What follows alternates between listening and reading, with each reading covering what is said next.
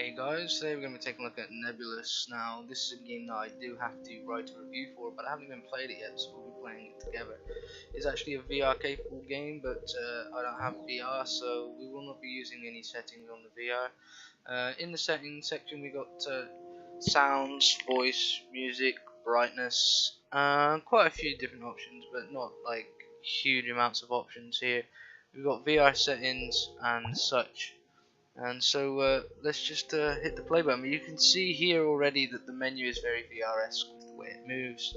But we don't. Did I just click on settings again? Did I click on play? Clicked on play. But we don't have VR, so we're going to be doing it without VR.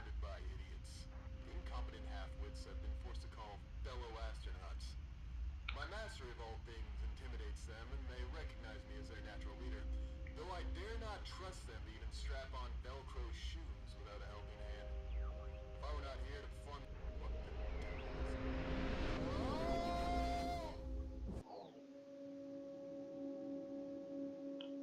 Okay. So as you can see here, Dash Johnson is trapped. You must help set up pieces of the puzzle so that they even roll safely to the exit wormhole. Objects with a glowing silhouette can be moved. Click to select objects and move them into Dash Johnson's path to guide him to the exit wormhole. Click again to release the object. Now, this game does actually have controller support, so we can use a controller on this, which is pretty sweet. When you think the clap is clear, you push the play button or the space bar to release Dash and roll him through the puzzle. You can always cancel by pushing stop to send Dash back to the beginning. New objects and puzzle elements will be introduced throughout the game. Experiment and discover what they all do. Some puzzles have more than one panel, and you can use the arrow buttons or WSD keys to rotate the panel. At the end of each level, you get a star rating based on how long it took you to solve the puzzle, and how many times you have to push play, and how many stars you collected in the level. You can use the rotation arrows or press escape to reach the menu panel, and from there, yeah. So that's sort of the introduction, and now you can see this is basically a puzzle game as such, and we have different panels here. We have the play button here, play button here, play button here, play button here. It looks like we can move certain objects, but only the ones like this. So if we press play now,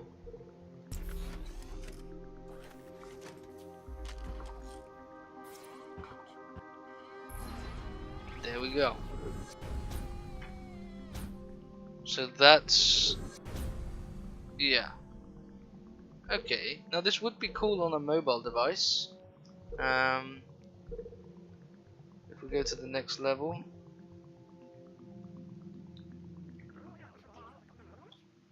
and you see now there's more movable objects, so obviously we've got to make them go where we want them to go, which is down here, and sort of like, if we can, I don't know, do that maybe, and then press play.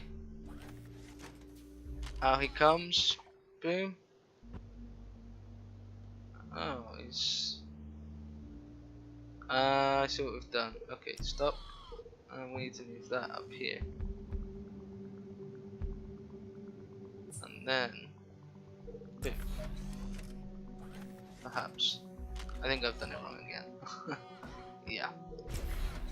So we're gonna need to move him. I press stop.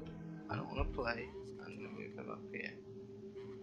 This. Whoa, whoa, whoa, whoa, like that. So we press play now.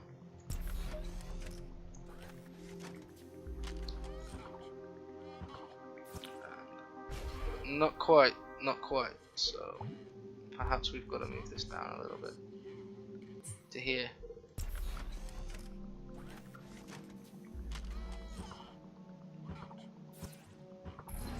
And there we go.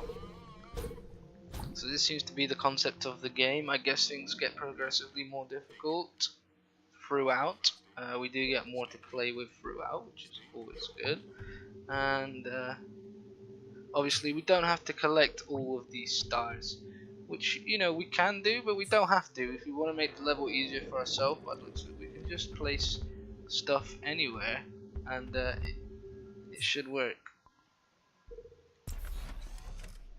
So if he comes out of there now, boom, he's gonna jump off, boom, all the way down the slide, boom, straight into the hole. And we get 1 star. And we get 2 stars. And if we'd have collected 1 more star, I guess, or all the stars in the level, we'd get the 3rd star. So now you can see that all of these must be switched. The nitrous oxide. Don't breathe, exhale. So we can move everything around now. So we can basically bump this down. I don't think these do anything. So I think it's just a case of bumping him down into the hole, which is going to be quite difficult. But if we lay these out like that, maybe. I think this one needs to be back a little further. Yeah, so he's going to go the opposite way, so we need to bring this one. Okay, we need to bring this one over.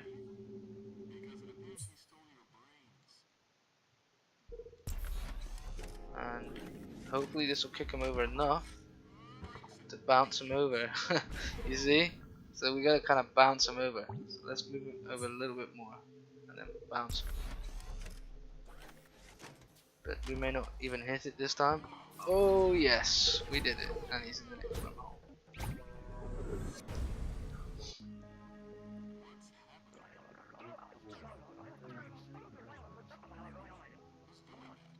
So yeah, it seems to be just a puzzle game, really. A sci-fi puzzle game that is definitely sort of interesting. That's for sure. Oh, we can use the triggers to move around as well, which is really cool. What's that? So you can see we have this here. This is a 2-pane level now. So we obviously move that out of the way, because otherwise he's not going to go in there. It's a 2-pane level, and we have to get him from here down into that hole there, in the hope that once he gets sucked in, he'll go through to the next level. So out he comes, he slides down, boom, over, sucked through, then he should, oh god damn it, he should come through. Why are we not doing it now? What the hell happened? Okay, we'll play it through again. So, you come down, through. Does the game automatically switch us? No. The game does not switch us, which is frustrating. And therefore we can't actually tell what's going on. So, if we go through, and anyway guys, that's a quick look at this game, and as you know the phone is ringing, so I've got to answer it. So I shall see you soon. Cheers.